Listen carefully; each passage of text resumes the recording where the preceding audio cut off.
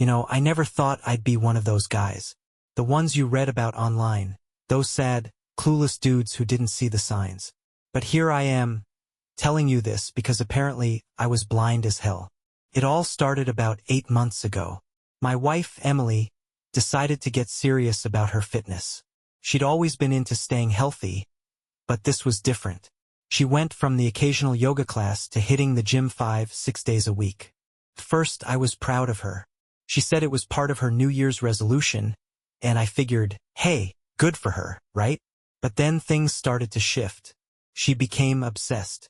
I'm talking new gym clothes, meal prep containers stacked up like we were running a food delivery service, and hours spent scrolling through fitness influencers on Instagram. Okay, cool. She had a hobby. But it was around this time that I noticed something odd. Emily wasn't coming home as quickly after the gym. She'd leave at 6 p.m., promising to be back by 8 o'clock, but then stroll in closer to 10 o'clock. When I asked her about it, she'd brush it off, saying, "Oh, I stayed to stretch," or, "We grabbed a smoothie afterward." I believed her. Why wouldn't I? But then, one night, something didn't sit right with me. It was a Tuesday, and she came home later than usual. I remember asking her how her workout went, and she didn't answer right away. Instead, she disappeared into the bedroom to shower. When she came out, her gym bag was sitting by the door. And here's the thing, I don't know why, but I felt this urge to check it. At first, I told myself I was being paranoid. But when she went to bed, I couldn't resist. I opened the bag and started digging through her stuff, her water bottle, a towel, a hairbrush, and then I found them, a box of condoms. It wasn't a new box, though. There were only 3 left. My heart stopped. Emily and I hadn't used condoms in years. We were married, for crying out loud. I just sat there, holding that box, feeling like the ground had opened up beneath me. The next morning, I didn't say anything. I wanted to. I wanted to throw the box on the table and demand an explanation, but something held me back. I needed to be sure, 100% sure, before accusing her of anything. So instead, I played dumb. I started watching her more closely. Every time she came home from the gym, I'd casually ask about her workout, trying to gauge her reaction. Sometimes she'd answer like nothing was wrong, but other times, she'd get defensive, like, "Why do you care so much about my gym routine?" That was another red flag. But the real kicker came about 2 weeks later. I decided to check the condoms again. I didn't want to, but I couldn't help myself. The box was still in her bag, but now there were only 2 left. That's when I knew something was definitely going on. I felt sick. I didn't sleep that night. I just laid there, staring at the ceiling, trying to figure out what the hell I was going to do. The next day, I came up with a plan. I was going to follow her to the gym. After finding the condoms, I couldn't shake the feeling that something was seriously off. What were the odds she had a perfectly innocent explanation for those? They weren't just randomly in her bag. Someone was using them. And it sure as hell wasn't me. The idea of following her to the gym felt crazy at first, like something out of a bad detective movie. But the more I thought about it, the more it made sense. If I confronted her outright, she could easily lie. I needed proof, something solid. So, the next Thursday, I decided to leave work a little early. Emily had already told me her plan. "Chest and triceps tonight," she said over breakfast, all casual, like nothing was wrong. "I'll probably grab a smoothie with Lisa afterward." Lisa was her gym buddy, at least that's what I thought. I left the house at 5:30, parked a few blocks away from the gym, and waited. She showed up around 6 o'clock, just like she said she would. I watched her walk in, gym bag slung over her shoulder, headphones in, looking like she was ready to conquer the world. For a second, I felt stupid. Maybe this was all in my head. Maybe she really was just working out. But then, about 45 minutes later, I saw him. A guy, tall, muscular, with that "I spend my life lifting weights" vibe, walked out of the gym. He wasn't wearing a jacket even though it was freezing outside, and he had this cocky swagger that made my blood boil. He stopped just outside the doors and pulled out his phone. That's when Emily walked out. I'll never forget the way she smiled at him. It wasn't the kind of smile you give a friend or a gym buddy. It was the kind of smile that said, I know you're looking at me and I like it. They exchanged a few words, then started walking down the street together. My heart was pounding as I turned the key in the ignition and pulled out to follow them. They didn't go far, just a couple of blocks to a small cafe. I parked across the street and watched as they sat down at a table by the window. Emily looked so comfortable with him, laughing and leaning in like she didn't have a care in the world. Meanwhile, I was sitting in my car, gripping the steering wheel so hard my knuckles were white. At one point, she reached across the table and touched his arm. It was such a small gesture, but it felt like a punch to the gut. I stayed there for about 20 minutes, watching them talk and laugh like they didn't have a single secret to hide. Then they got up and left together. This time, they didn't walk back toward the gym. They headed down a side street. I followed at a safe distance, trying not to let my headlights give me away. They stopped in front of a building, a small apartment complex. I parked down the block and watched as they went inside, her hand casually brushing his arm as they walked through the door. I sat there for what felt like forever, trying to process what I'd just seen. This wasn't just a quick fling or some harmless flirting. This was calculated. She wasn't even trying to hide it, not really. She'd lied to my face, and now she was with him, God knows doing what, while I was sitting in my car like an idiot. I drove home that night in a daze. Part of me wanted to call her right then and there, to scream at her and demand an explanation. But another part of me knew it wouldn't matter. She'd deny it, twist it around, make me feel like I was the one in the wrong. So I kept quiet. Over the next few days I acted normal, or at least I tried to. Emily didn't seem to notice anything was off. She was still going to the gym, still coming home late, still acting like everything was fine. But now, every time I looked at her, all I could think about was that guy and the way she smiled at him. I started keeping track of her schedule. She always went to the gym on Tuesdays, Thursdays, and Saturdays. On the days she didn't go, she'd either stay late at work or claim she was meeting up with Lisa. One Saturday, I decided to follow her again. This time, I didn't wait in the car. I went inside. The gym was packed, loud music pumping through the speakers and people everywhere. I stayed by the entrance, pretending to scroll through my phone while keeping an eye on the floor. It didn't take long to spot her. She was on the treadmill, headphones on, running like she didn't have a care in the world. And then, a few minutes later, he showed up. He walked right up to her, said something that made her laugh, and then they moved to the weights section together. I wanted to confront her right then and there, but I didn't. Instead, I watched as they worked out together, spotting each other, laughing, and talking like they were the only two people in the room. It hit me then, this wasn't just some random guy. He was her partner. The way they moved together, the way she looked at him, it was intimate, familiar. I left before I could do something stupid, but that image of them together was burned into my brain. When Emily came home that night, she acted like nothing had happened. She even kissed me on the cheek and asked if I wanted to order pizza. I stared at her, trying to figure out how she could lie to my face so easily. That's when I knew. This wasn't something I could ignore. It was time to dig deeper. After watching her and that guy at the gym, I knew I couldn't just sit back anymore. My trust in Emily was completely shattered, and every moment we spent together felt like a lie. But I still didn't have hard proof. Yeah, I'd seen them together, but I needed something undeniable. Something she couldn't talk her way out of. That's when I decided to go full detective. The first thing I did was check her phone. I'd never snooped on her before, but desperate times, right? One night, after she fell asleep, I waited until I heard her steady breathing, then grabbed her phone from the nightstand. Luckily, I knew her passcode. It was my birthday of all things. At first, I didn't find anything. Her messages with Lisa were boring and harmless. But then I noticed something weird. A contact saved as Sam, trainer. Now, I knew she had a trainer. She'd mentioned it before. But something about this didn't sit right with me. There were a lot of texts between them, way more than I'd expect for a trainer-client relationship. Most of it was gym-related, scheduling sessions, asking about routines, sharing workout tips. But then I saw a message that stopped me cold. Last night was amazing. Can't wait to see you again. I stared at the screen, my stomach in knots. It wasn't outright explicit, but it was enough to confirm what I already knew. She wasn't just cheating on me. She was having a full-blown affair. I wanted to wake her up right then and there and shove the phone in her face. But instead, I put it back and went to the bathroom, trying to calm myself down. My reflection in the mirror looked like a stranger.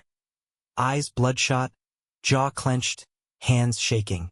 The next day, I decided to dig even deeper.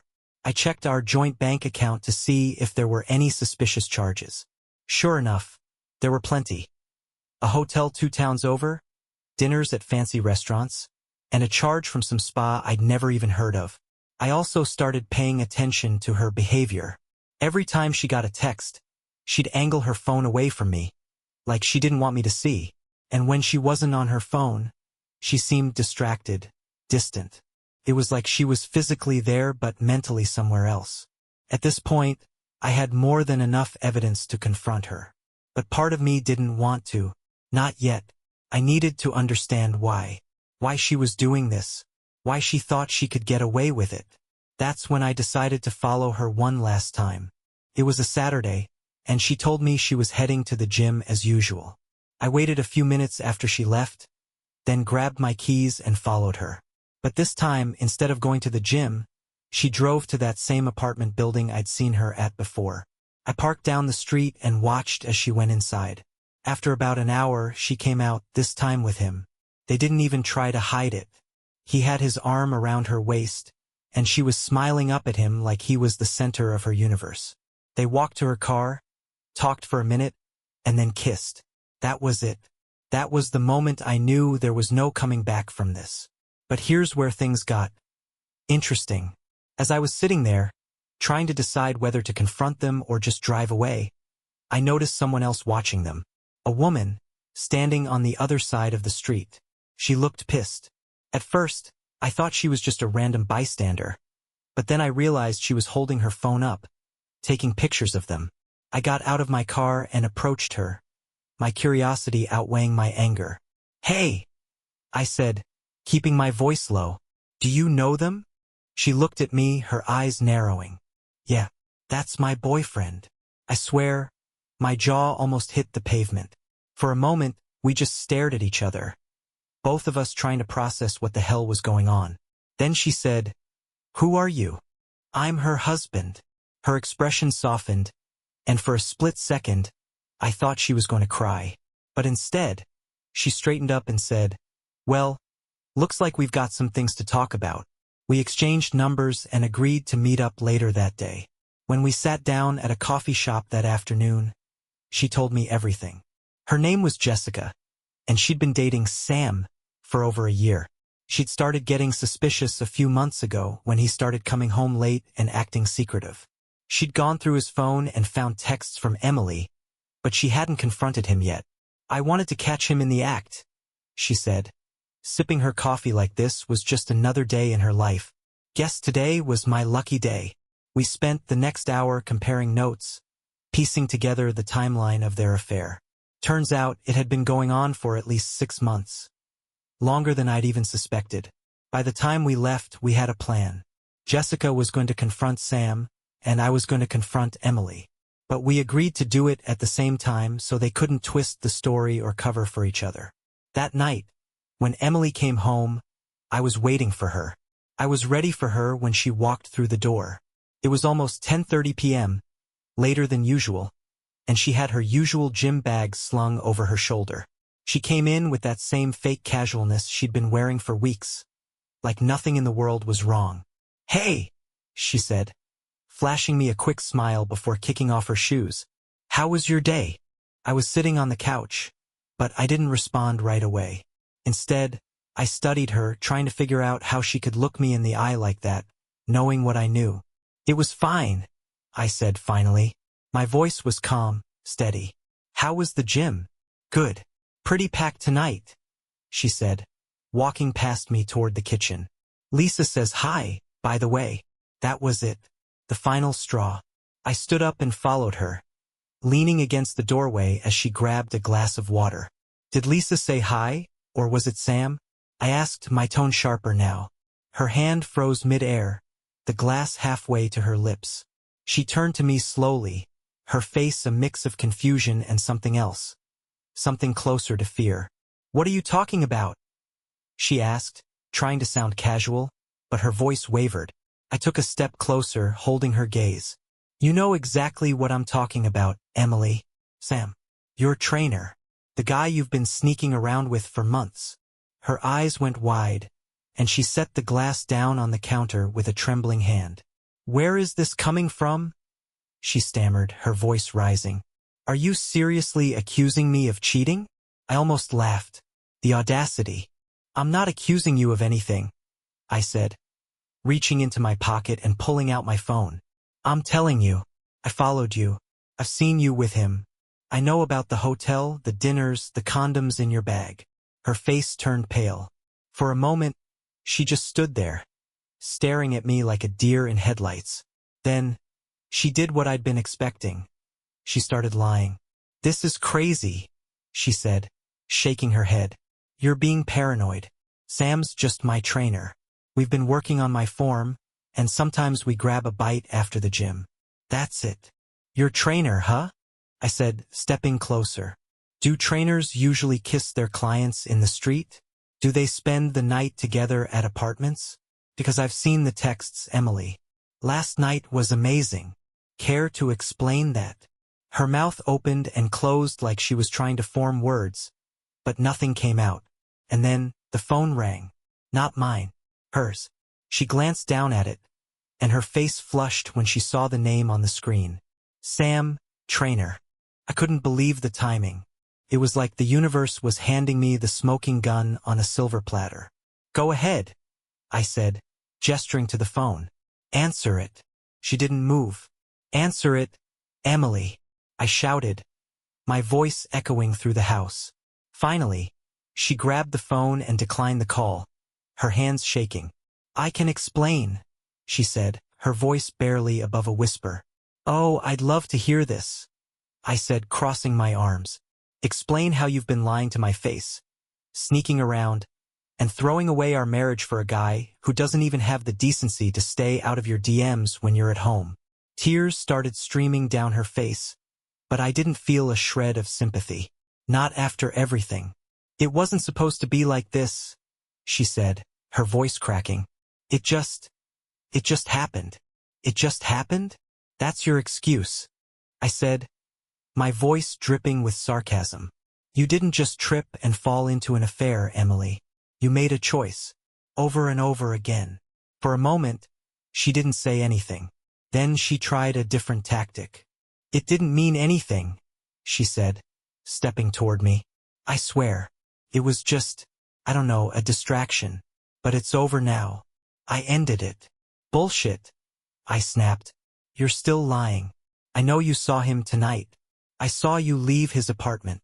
Her eyes widened again, and I could see the last bit of her composure slipping. You followed me?" she said, her voice trembling.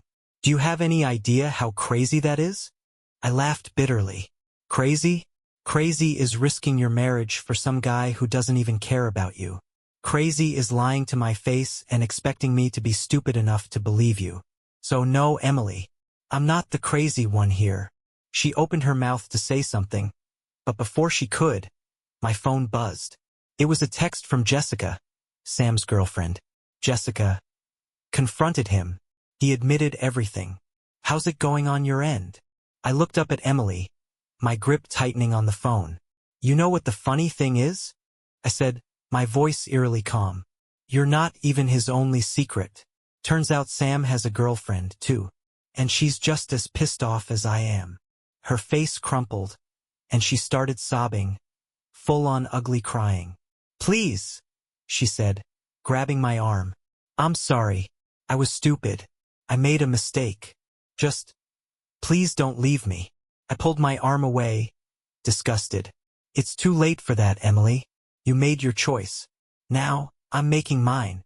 I grabbed my keys and walked out the door, her cries echoing behind me. As I drove away, I felt a strange mix of emotions. Anger, betrayal, sadness. But there was something else, too. Relief. For the first time in months, I felt like I could breathe again. When I walked out that night, I didn't know what I was going to do next. My hands were shaking on the steering wheel as I drove aimlessly through the empty streets. Part of me wanted to turn around, go back, and scream at her some more. Another part wanted to just disappear, to drive until the gas ran out and leave everything behind. I ended up at a 24-hour diner on the edge of town. The kind of place where the coffee tastes like burnt water and the fluorescent lights hum so loudly you can't think straight. It was perfect. I sat in a booth, staring at my untouched coffee, replaying everything that had just happened. Her lies, her tears, the way she begged me not to leave. A big part of me wanted to believe her when she said it was over, that it didn't mean anything. But the thing is, you don't accidentally cheat for months. You don't accidentally carry on a double life. My phone buzzed on the table, snapping me out of my thoughts. It was Jessica. Jessica. How are you holding up? Want to talk? I hesitated for a moment before replying. Me, sure. Meet me at the diner off Route 12. About 20 minutes later, she walked in, wearing sweatpants and a hoodie like she'd just thrown on whatever was closest. Her face looked as drained as I felt. Hey, she said softly, sliding into the booth across from me. Hey. We sat there in silence for a minute, neither of us knowing where to start.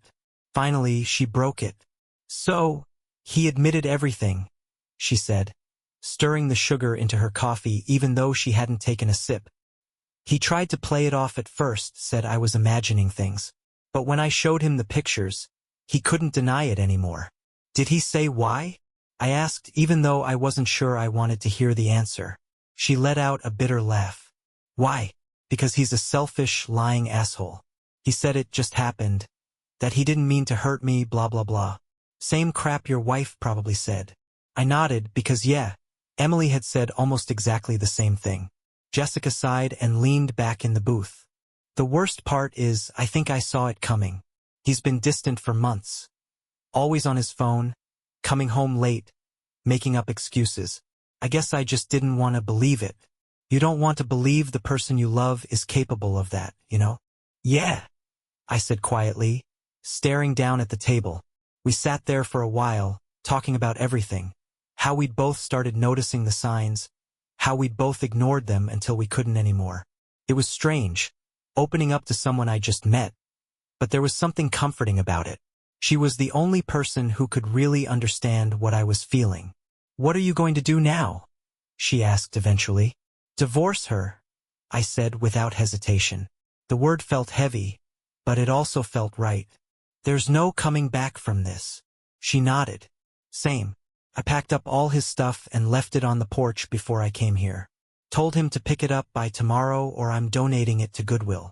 For the first time that night, I cracked a smile. Good for you. We stayed at the diner until the sun started to rise, drinking bad coffee and swapping stories about our cheating partners. By the time we left, I felt lighter, somehow, like sharing the burden with someone else had taken some of the weight off my shoulders. When I got home, the house was eerily quiet. Emily's car was still in the driveway, but the lights were off.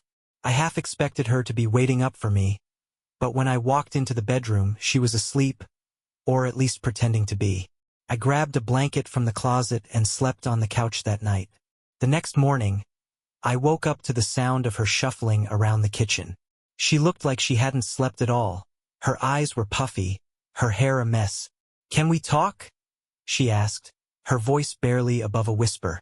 I wanted to say no. I wanted to tell her there was nothing left to talk about. But instead, I nodded and sat down at the kitchen table. She sat across from me, wringing her hands nervously.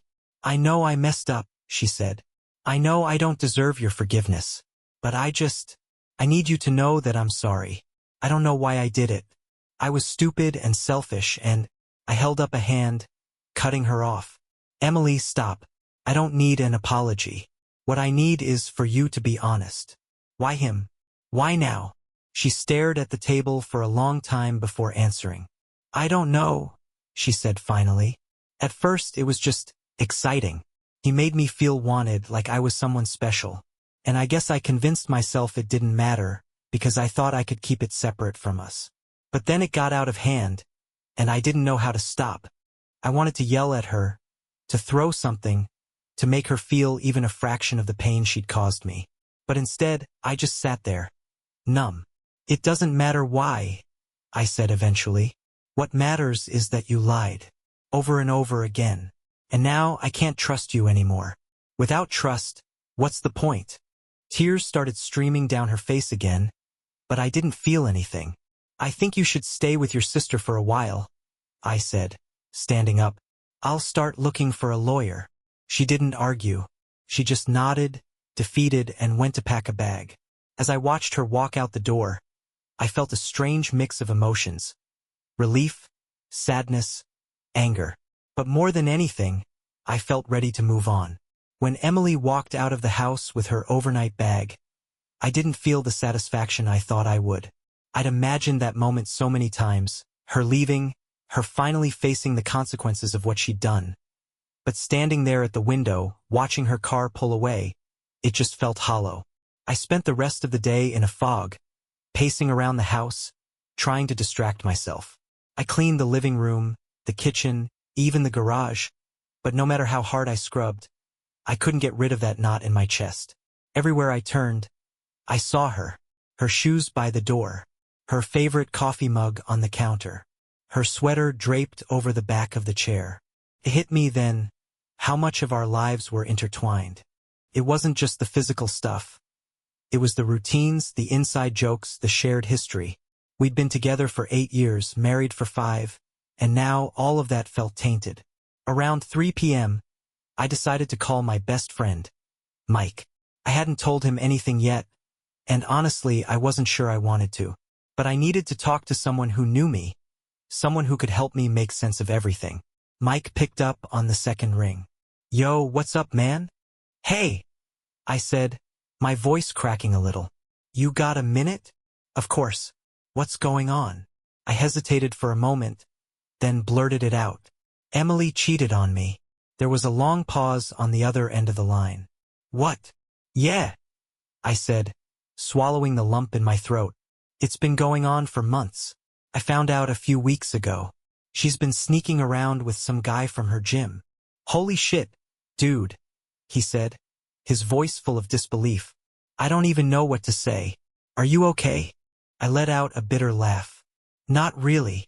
We talked for over an hour, and for the first time since this whole mess started, I felt like I could breathe a little. Mike didn't try to offer advice or tell me what to do. He just listened, which was exactly what I needed.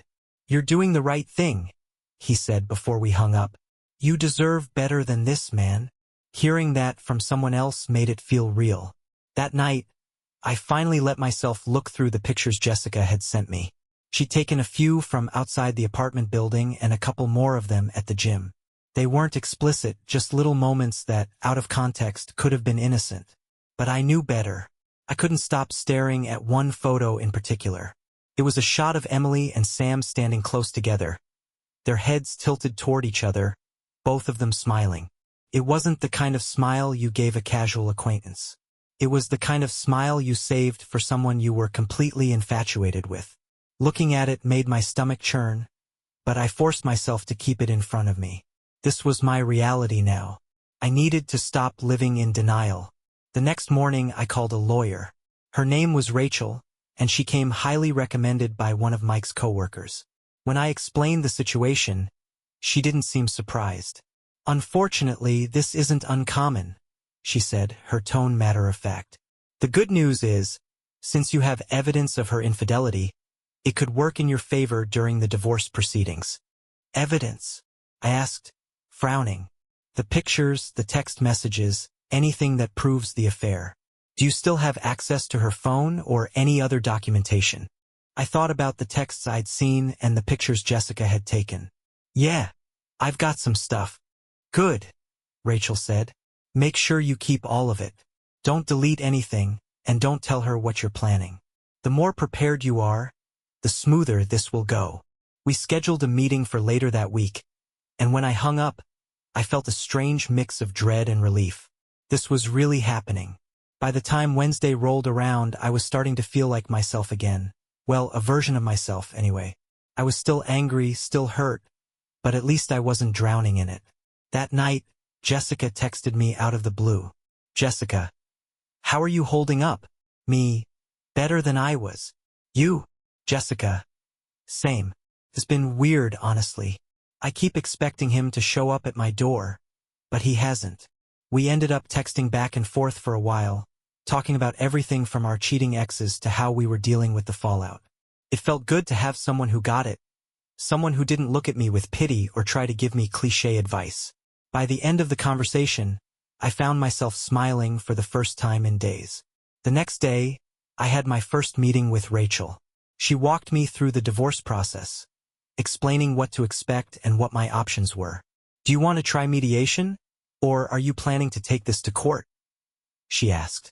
Mediation's fine, I said. I just want this to be over as quickly as possible. She nodded. That's usually the best approach. But if she starts making unreasonable demands, we can always pivot. Unreasonable demands? I asked. Some people get vindictive during divorce proceedings, Rachel said. It's not uncommon for one party to drag things out or try to get more than they're entitled to. I sighed, rubbing my temples. Great. Something to look forward to. Don't worry, she said, offering a small smile. We'll take care of it. Just focus on taking care of yourself. When I got home, I found an envelope on the kitchen table. It was from Emily. Inside was a handwritten note. I know I'm the last person you want to hear from right now, it began. But I just want you to know that I'm sorry. I'm not asking for forgiveness, and I'm not expecting you to change your mind about the divorce. I just needed you to know that I regret everything. I don't know how I let things get this bad, but I'll carry that guilt for the rest of my life. At the bottom, she'd scrawled, I hope you find someone who deserves you. I stared at the note for a long time before folding it up and setting it aside. I didn't know if I believed her, and honestly, I didn't care. Apologies wouldn't fix what she'd broken. I was done looking back. It was time to start looking forward. The days after Emily left were quiet. Too quiet. For the first time in years, the house felt like a stranger's place. It wasn't a home anymore, just walls, floors, and furniture. I tried to fill the silence with TV, music, anything to drown out the endless loop of what-ifs playing in my head. But no matter how hard I tried, I couldn't stop thinking about everything. The betrayal, the lies, the way she'd smiled at him in those pictures. Felt like a wound that wouldn't stop bleeding. Still, I had to keep moving forward. I threw myself into work, taking on extra projects and volunteering for overtime. Anything to stay busy. My coworkers noticed, of course. A few of them asked if everything was okay, and I gave them the usual non-committal answers. Just got a lot on my plate, or trying to stay productive. Nobody pushed, which I appreciated. The truth was I wasn't okay, but I was getting there. Slowly. One night, about 2 weeks after Emily left, I got a text from Jessica. Jessica, how's life in the single lane? I smiled at my phone. Over the past couple of weeks, we developed a weird kind of friendship. It wasn't romantic, at least not yet, but there was definitely a connection. She was the only person I could talk to who truly understood what I was going through. Me, quieter than I expected. You, Jessica, same. It's weird not having him around, but honestly, it's kind of nice. No more walking on eggshells. Me, amen to that. We texted for a while, trading stories about life post-breakup. She told me about how she joined a boxing class to blow off steam, and I told her about the time I accidentally burned a frozen pizza because I got distracted watching a YouTube video. It was the first time in weeks that I felt like myself again. The next morning, I woke up to an email from Rachel, my lawyer. Hi, just a heads up. Emily's lawyer reached out to discuss mediation. Let me know when you're available to talk. I stared at the email for a while, debating whether to reply right away. Part of me wanted to get it over with, but another part of me dreaded the thought of sitting across from her in a room, hashing out the details of our divorce. Eventually, I replied with a list of dates and times that worked for me. When the day of the mediation finally arrived, I felt like I was walking into a battlefield. Emily was already there when I got to the office, sitting in the waiting room with her lawyer. She looked different, tired maybe, or just defeated. Hey, she said softly when she saw me. Hey, I replied, keeping my tone neutral. The mediator led us into a small conference room, where we spent the next 2 hours going over everything. Finances, assets, who got what. It was uncomfortable, but surprisingly civil.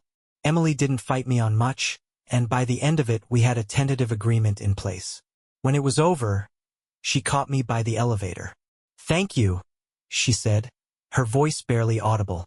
"For what?" "For not making this harder than it has to be." I didn't know what to say to that, so I just nodded and walked away. That night, I texted Jessica to let her know how it went. Mediation's done. It wasn't as bad as I thought it'd be. Jessica, that's good. How are you feeling? Honestly, kind of relieved. Like I'm finally starting to move on. Jessica, that's awesome. You deserve to be happy. Her words stuck with me. You deserve to be happy. It was such a simple thing, but it was something I hadn't let myself believe for a long time. A few days later, Jessica texted me out of the blue. "Jessica, hey, random question. Are you free this weekend?" Depends. What's up? Jessica, my boxing gym is doing a charity event, and I need a partner for the team relay. Interested? I almost said no. The idea of stepping into a gym, any gym, brought back memories I wasn't sure I was ready to face.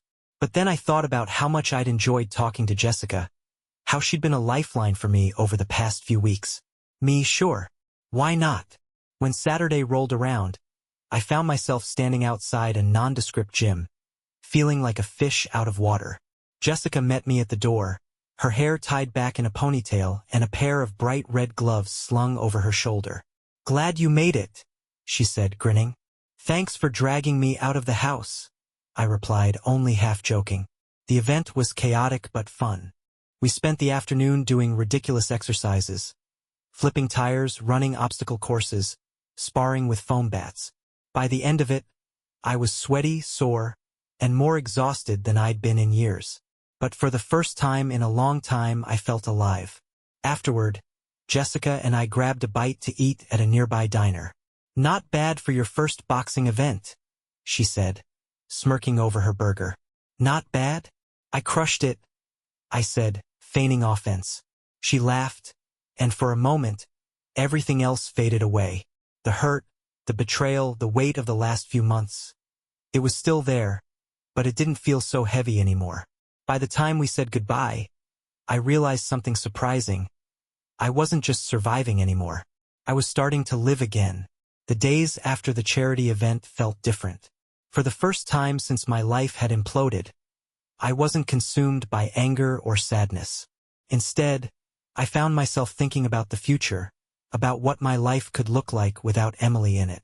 Jessica and I kept texting, our conversations shifting from the heavy stuff to lighter, everyday things. She had this way of making me laugh even when I didn't want to. It was refreshing, like a breath of fresh air after being trapped in a room full of smoke. Still, I wasn't sure what this was between us. Was it just two people leaning on each other during a tough time? Or was it something more? I didn't have an answer, and honestly, I wasn't sure I wanted one yet. One afternoon, I was cleaning out the closet in the spare bedroom, what used to be Emily's office, when I stumbled across an old shoebox tucked behind a stack of books. Curious, I pulled it down and opened it. Inside were dozens of photographs, ticket stubs, and little mementos from the early years of our relationship. Movie tickets from our first date, a postcard from our honeymoon in Italy, a Polaroid of us laughing on a beach, her hair blowing wildly in the wind. I sat on the floor, flipping through the photos, feeling a strange mix of emotions. Nostalgia, sadness, anger. It was all there, tangled together in a way that made my chest ache. We'd been happy once. I could see it in the pictures, in the way we looked at each other. But somewhere along the way, that happiness had disappeared, replaced by lies and betrayal. I thought about throwing the box away, but something stopped me. Instead, I put it back on the shelf, tucked behind the books where I'd found it. Maybe I wasn't ready to let go of those memories just yet. That evening, Jessica texted me again. "Jessica, how's the great closet clean-out going?" I found some old pictures of Emily and me. Jessica. Oof. That must have been rough. Me, yeah. It was like looking at a different life. A different version of me. Jessica. Makes sense. You've been through a lot. You're not the same person you were back then. Her words hit me harder than I expected. She was right, I wasn't the same person. This whole experience had changed me in ways I was only beginning to understand. A week later, Emily called me. I almost didn't answer. Seeing her name on my screen brought back a flood of emotions I wasn't ready to deal with. But curiosity, or maybe closure, got the better of me. Hello. Hey, she said softly. How are you? Her voice sounded strange, almost hesitant, like she wasn't sure if she had the right to be calling me. I'm fine, I said curtly. What do you want, Emily? There was a pause and then she sighed. I wanted to check in, see how you're doing. I laughed bitterly. You lost the right to check in when you cheated on me. I know, she said quickly. I know I don't deserve your forgiveness, or even your time, but I've been thinking about everything, and I need to say this. I didn't say anything, so she continued. I'm sorry, she said. Not just for cheating, but for everything. For letting us drift apart. For not talking to you when I was unhappy. For taking you for granted. I've been doing a lot of soul-searching these past few weeks, and I realized I screwed up the best thing I ever had. Her words hung in the air, heavy and raw. I wanted to believe her. I wanted to think she'd finally realized the gravity of what she'd done. But I couldn't forget the months of lies, the nights she spent with him while I was sitting at home, clueless. I appreciate the apology, I said finally. But it doesn't change anything. I'm moving on, Emily. You should too. There was a long silence on the other end of the line. Okay, she said quietly. I understand. I hope you find happiness. You deserve it. Goodbye, Emily, I said, and hung up. For the first time since this whole mess started, I felt like I'd closed the door on that chapter of my life. That weekend, Jessica invited me to join her and a few friends for a hike. I promise it's nothing intense, she said. Just a couple of miles and some good views. You in? I hesitated at first. I wasn't exactly the outdoorsy type, and the idea of meeting her friends made me a little nervous. But something about the way she said it, so casual like we'd been doing this for years, made me say yes. The hike turned out to be exactly what I needed. The fresh air, the laughter, the feeling of accomplishment when we reached the top. It was like a reset button for my mind. Jessica's friends were easygoing and welcoming, and by the end of the day, I felt like I'd known them forever. As we were walking back to the car, Jessica fell into step beside me. You doing okay? She asked, nudging me with her elbow. Yeah, I said, and for the first time in a long time, I meant it. Good, she said, smiling. You deserve to be okay. That night, as I lay in bed, I thought about how much my life had changed in such a short time. A month ago, I was drowning in anger and heartbreak, convinced I'd never recover from what Emily had done. But now I felt like I was finally starting to heal. It wasn't just Jessica, though she'd been a big part of it. It was everything. The hikes, the conversations, the realization that I didn't have to carry the weight of my past anymore. I didn't know what the future held, but for the first time in a long time, I wasn't afraid to find out. Life started to feel normal again, or at least a new kind of normal. Emily was out of my life for good. The divorce papers were being finalized, and I was beginning to carve out a routine that didn't revolve around the wreckage of our marriage. I started going to the gym again. Not the same one Emily had gone to, of course. That place was tainted. Instead, I signed up at a small community gym a few blocks away. It wasn't fancy, but it was quiet, and no one knew me there. It was the perfect place to rebuild. First, it was hard. Every time I walked through those doors, I couldn't help but think about Emily and him. I'd catch myself scanning the room for couples who looked too close, wondering if they were hiding secrets of their own. But over time, the gym became less of a reminder of what I'd lost and more of a symbol of what I was trying to gain. Strength, both physical and emotional. Jessica would check in with me every few days, usually with a sarcastic text or a funny meme. She had this way of knowing exactly when I needed a distraction. One day, she sent me a picture of a dog in boxing gloves, with the caption, "How I feel after training. Me, looks about right. Except you forgot to add, sweating profusely and questioning my life choices. Jessica. Sounds like someone's ready for a rematch at my gym." Winky face. Me, oh, I'm ready. But only if there's pizza afterward. Jessica. Deal. A few days later, we met up at her gym for a casual workout. It wasn't anything fancy, just some light cardio and a few rounds on the punching bag. But being around her felt easy, natural. Afterward, we grabbed dinner at a little Italian place nearby. Over pasta and wine, we talked about everything, our jobs, our families, even the ridiculous TV shows we'd been watching to pass the time.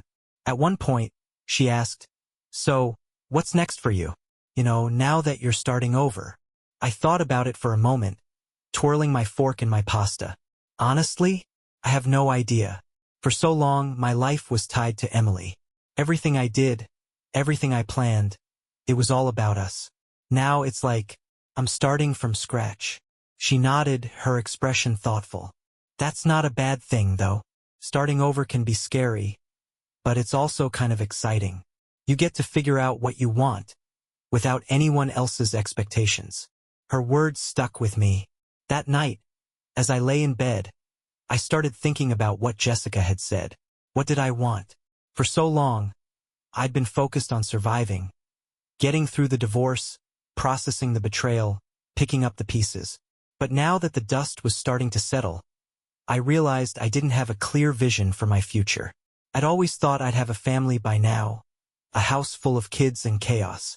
Emily and I had talked about it in the early days, but it always seemed to get pushed to the back burner. Her job, my job, the endless list of excuses. And now, that dream felt farther away than ever. A week later, Jessica invited me to a barbecue at her place. It was a small gathering, just a few of her friends, but it felt comfortable. There was one moment that stood out to me. I was standing by the grill, chatting with one of Jessica's friends, when I glanced across the yard and saw her playing with her friend's dog. She was laughing, her hair falling into her face as the dog jumped up, trying to grab the toy she was holding. For a split second, I imagined what it would be like to have moments like that every day. To come home to someone who made me laugh, who challenged me, who didn't take life so seriously. The thought caught me off guard. Was I really ready for something new? Or was this just my brain trying to fill the void Emily had left behind? The next day, Jessica texted me, "Jessica, thanks for coming yesterday. It was nice having you there." Me, "Thanks for inviting me. Your friends are great, and your grilling skills are almost as good as mine." Jessica, "Almost? Please, you're just jealous of my perfectly cooked burgers." Me, "Fine, I'll give you the burger victory. But I'm still undefeated in pasta eating contests." Jessica, "Oh, it's on." As the weeks went on, Jessica and I started spending more time together. Not just at the gym or over dinner, but in those little, everyday moments that made life feel normal again. One night, we were sitting on my couch watching a movie. She'd brought over a bottle of wine, and we'd spent most of the evening making fun of the cheesy dialogue and over-the-top action scenes. At one point, during a lull in the conversation, she turned to me and said, "I'm really glad we met. I mean, the circumstances suck, obviously, but I think we're helping each other heal." I nodded, not trusting myself to speak right away. Because the truth was, I was starting to feel something for her. Something I hadn't felt in a long time. That night, after she left, I lay awake in bed, staring at the ceiling. Was it too soon to feel this way? Was I setting myself up for more heartbreak? I didn't know the answers to those questions, but one thing was clear. Jessica had become a big part of my life, and for the first time since Emily's betrayal, I felt like I was ready to let someone in again. It was a Friday night when everything shifted. Jessica and I had planned another low-key evening, takeout and a movie at my place. These nights had become routine for us, a comfortable way to spend time together without the pressure of figuring out what this thing between us was. She showed up a little after 7 o'clock, carrying 2 bags of food and a bottle of wine. "Hope you're hungry," she said as she walked in. I might have over-ordered. You mean you ordered everything on the menu? I teased, taking the bags from her. Pretty much. We spread the food out on the coffee table and settled in on the couch, the movie playing in the background as we talked and ate. She was telling me a story about one of her coworkers. A disaster of a guy who somehow managed to spill coffee on himself and the CEO in the same meeting, when I realized I wasn't listening. I was too busy watching her. The way her eyes lit up when she laughed.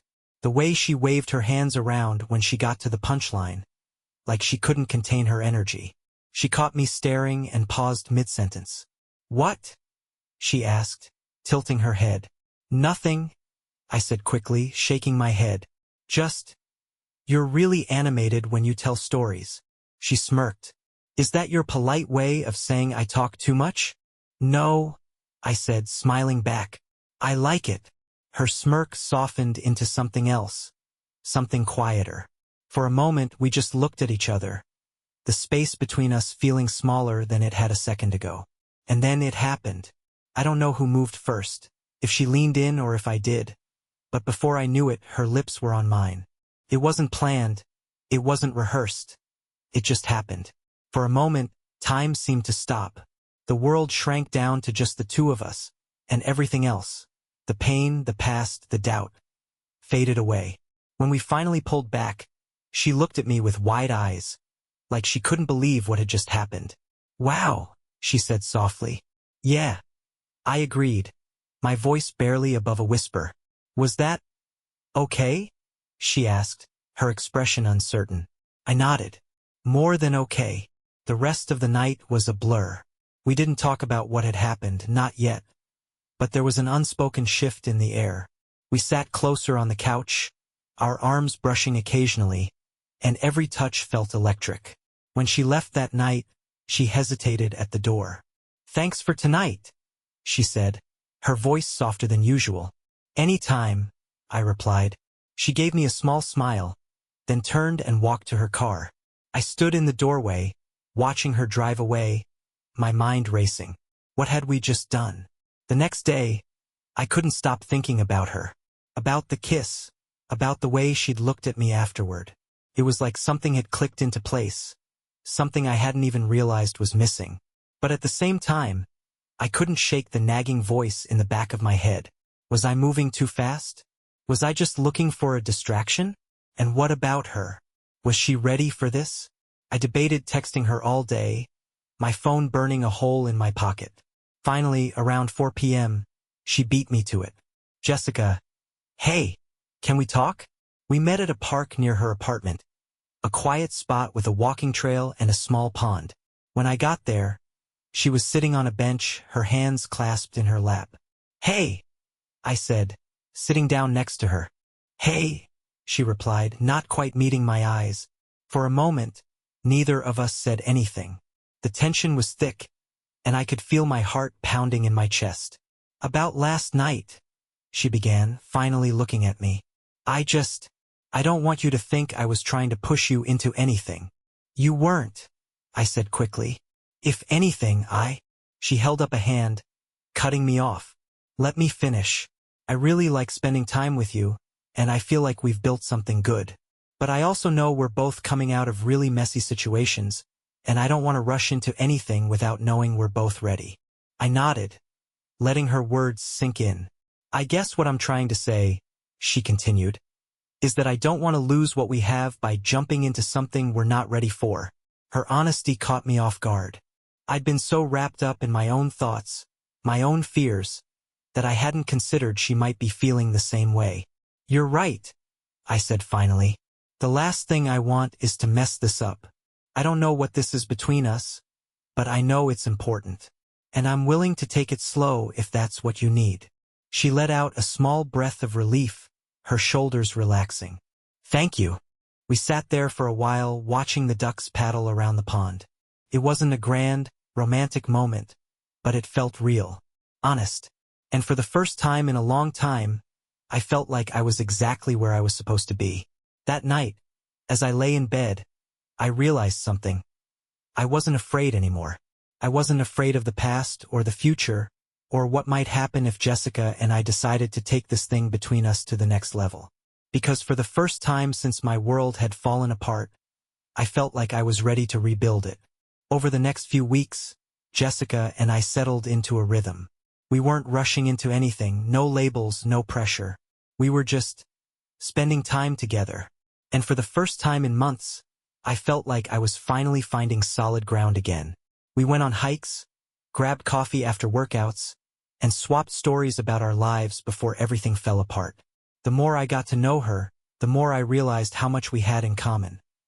Not just the shared experience of betrayal, but the way we viewed the world, the things we valued. Still, there were moments when the past crept in. One night, we were sitting on her couch, a half-empty pizza box between us, when she asked, "Do you ever think about her?" Caught me off guard. "Emily?" I asked just to be sure. She nodded, picking at the crust of her slice. "I mean, does it still hurt?" I thought about it for a moment. "Sometimes," I admitted. "Not as much as it used to, though. It's more like this dull ache in the background, you know? Like a scar. It's there, but it doesn't bleed anymore." She nodded, her expression thoughtful. "Yeah, I get that. What about you?" I asked. "Do you still think about him?" She hesitated, then shrugged. "Sometimes, but not in the way I used to. I think it's more about what he represented, if that makes sense. Like, I thought we had this perfect future ahead of us, and then it just disappeared." Her honesty hit me hard. I knew exactly what she meant. "I get that," I said. "It's like grieving for a life you thought you were going to have." She looked at me then, her eyes soft but serious. "Do you think we'll ever stop feeling like this?" "I hope so," I said, offering a small smile. "But maybe it's not about forgetting. Maybe it's about learning to carry it with us without letting it weigh us down." She smiled back, and in that moment, I realized something. We weren't just helping each other heal. We were building something new, something real.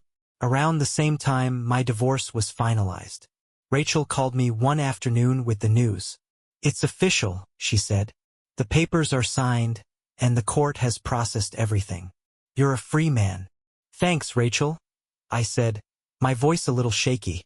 After I hung up, I just sat there for a while, staring at the stack of papers in front of me. Felt surreal. For so long, my identity had been tied to being Emily's husband. Now I wasn't sure who I was anymore. That night, Jessica came over with a bottle of champagne. "To new beginnings," she said, raising her glass. "To new beginnings," I echoed, clinking mine against hers. We spent the evening talking and laughing, and for the first time in months, I didn't feel the weight of the past hanging over me. A few weeks later, Jessica invited me to her friend's engagement party. "I need a date," she said, smirking.